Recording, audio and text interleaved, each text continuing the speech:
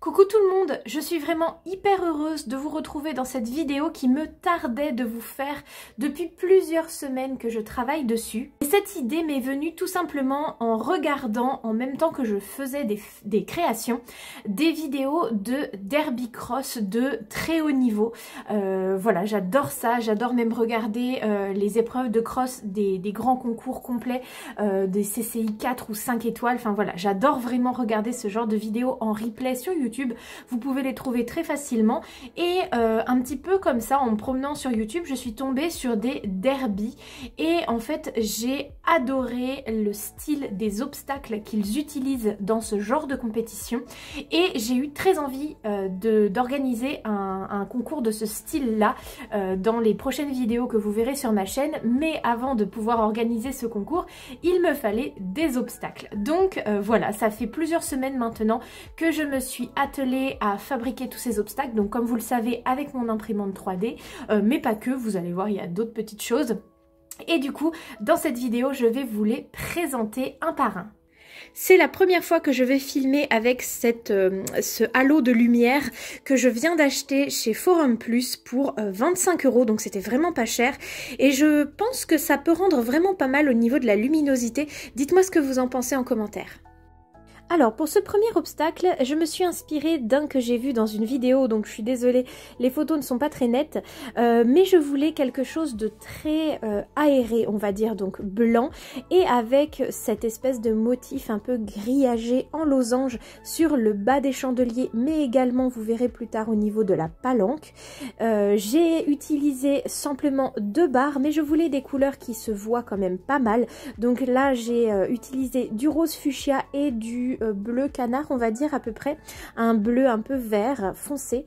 Et comme vous le voyez, la petite nouveauté dans ces obstacles, c'est que j'ai créé des petits drapeaux, donc un blanc et un rouge sur le haut des chandeliers, donc pour signifier le sens dans lequel il faut sauter les obstacles, mais également, comme vous le voyez, j'ai fait des espèces de petits trous dans lesquels je peux venir installer des fiches que j'ai imprimées en gris pour faire comme si elles étaient en métal.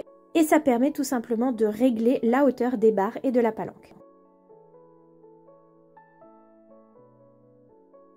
Alors ce deuxième obstacle, je pense que c'est de loin celui que je préfère et pourtant ça a été le plus long et le plus difficile à faire puisque mon imprimante 3D n'imprime qu'avec une seule couleur à la fois et je voulais vraiment avoir ces 3 teintes, c'est-à-dire le bleu, le noir et le beige comme sur la photo de base que je vous ai mis, et du coup j'ai dû imprimer en 3 fois.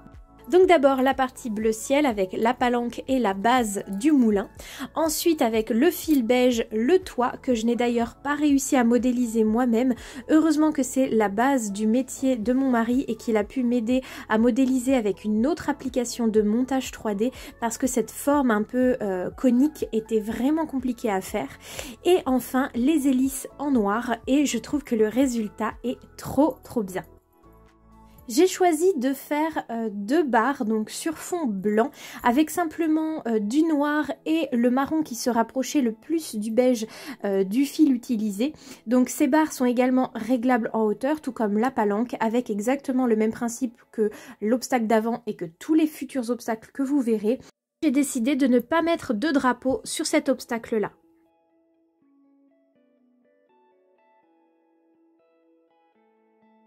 Alors pour ce troisième obstacle, vous voyez qu'il ressemble beaucoup à celui que j'avais en tête au départ, mais j'avais pas forcément envie d'utiliser une marque comme sur celui d'origine.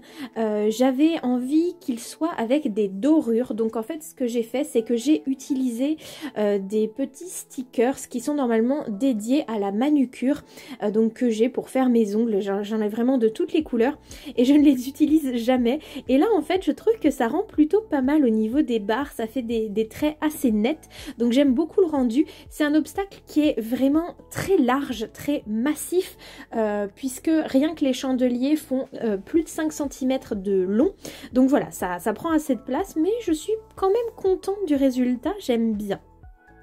J'ai dû l'imprimer également en 2 fois, d'abord la partie bleu marine et ensuite les petits rectangles blancs que je suis venue incruster à l'intérieur de la base des chandeliers, et ensuite j'ai également imprimé en turquoise, un bleu légèrement différent, le bidet qui est sur le dessous.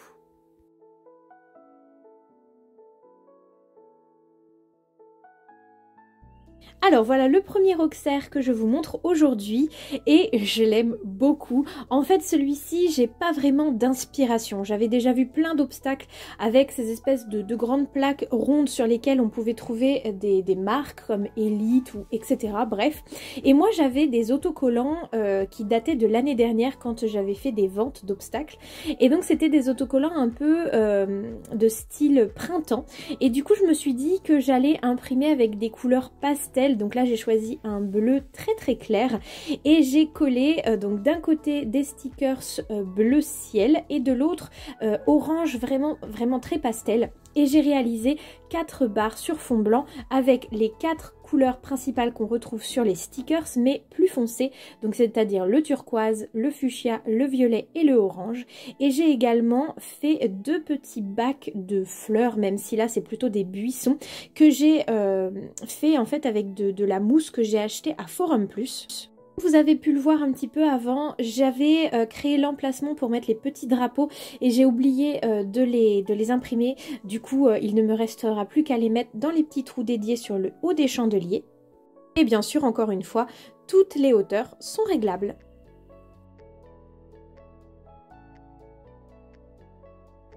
Allez, on passe maintenant à un double, donc un double blanc que je trouve très joli puisqu'en fait c'est un peu la forme d'une cage à oiseaux mais ouverte. Donc je trouve que c'est assez épuré, assez discret comme style d'obstacle et pourtant je trouve ça très joli. Donc comme vous voyez j'ai fait un socle pour que l'obstacle soit bien stable et j'ai créé sur le côté où on peut mettre les barres un endroit un petit peu plus large pour avoir la place en fait de mettre les petites fiches à l'intérieur.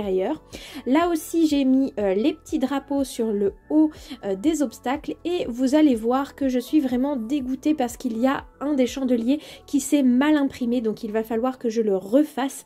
En fait le haut de l'obstacle ne s'est pas bien imprimé parce que le fil était coincé. Donc voilà, je suis un peu déçue mais bon c'est pas grave, j'ai pas eu le temps de le refaire avant de vous monter la vidéo. Mais je le ferai. Et donc pour ces 2 paires de chandeliers, j'ai fait des barres très simples dans les tons orangés. Donc ça va du orange foncé, orange clair au jaune au milieu avec voilà des rayures blanches entre chaque. Je trouve que c'est assez épuré et c'est assez classe pour des obstacles de ce niveau-là.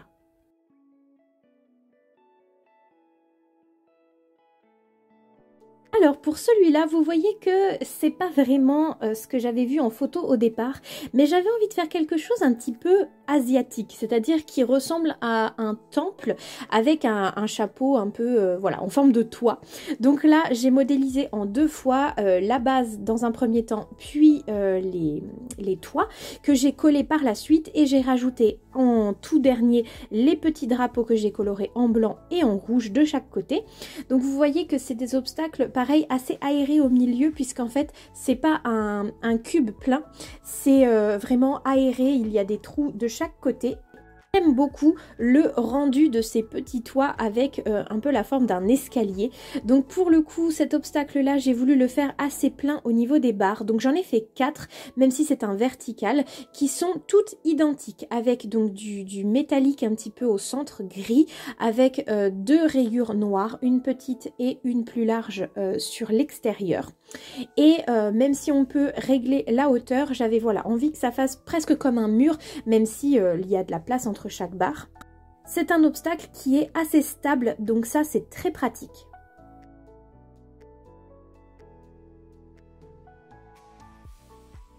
Alors celui-là c'est celui que j'aime le moins, tout simplement parce que je trouve que ça ne fait pas très réaliste, ça donne pas le rendu en fait que j'avais dans ma tête, puisque là j'avais pas de photo modèle, j'avais plus en fait une idée vague, je voulais que ça fasse un peu la forme d'un L ou d'un J, et que l'obstacle vienne jusque sur le dessous des barres et que les barres soient plus grandes que la base donc de l'obstacle.